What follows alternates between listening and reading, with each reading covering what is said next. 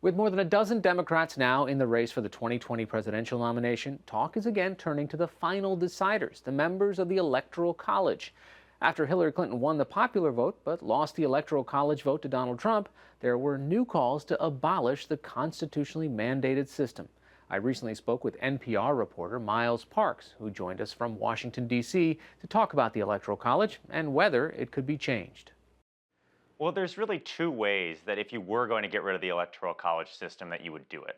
The first would be changing the Constitution, which, as we know, it is very, very difficult to do. You would need two-thirds of the House of Representatives, two-thirds of the Senate, and then three-quarters of states to agree to such a change. That kind of system, or that kind of support, I should say, just isn't there for very many issues. The other way would be at the state-by-state level, which is something a few states have signed on to, is this pact to basically say, we're going to give our electoral college votes to whoever wins the national popular vote, no matter if that person won the actual election in our state. If enough states that agreed to such a pact that it got up to that 270 electoral college vote number, then you could theoretically have the result of a national popular vote election, but keep the electoral college system intact. Mm. At this point, we're not anywhere near that 270 vote number. Enough states have signed on to equal about 180 electoral college votes at this point. What does the current system force candidates to do? Because right now it seems that they really only care about a very small handful of battleground states. We kind of know where California is going to go. We know where North Dakota is going to go, and they don't bother campaigning there.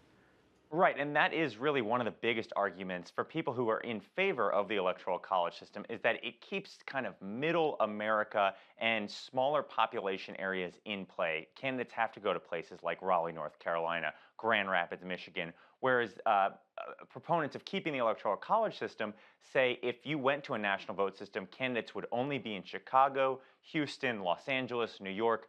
People who are in favor of the national vote system, though, say basically, yes, this is where the people are.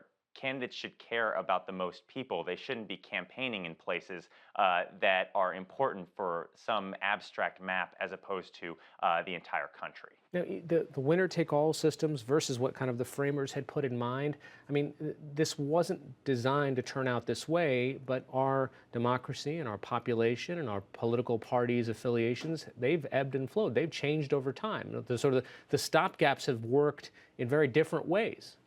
Right. At this point, we've gotten to a point where the electoral college system, put very simply, values the votes of some people more than others. It values the votes of people who live in sparsely populated rural areas over the people who live in cities and urban areas. This gets into an even bigger problem when you look at the demographics of these areas. At this point, non-white voters live in cities disproportionately more often than in rural areas. So the Electoral College favors white voters and people who live in rural areas over the votes of these other populations. So does this just come down to a Democrats will support something like a repeal or replace of the Electoral College versus Republicans will not want to because this is the system that got them into power and this is the system that's keeping the other team out of power?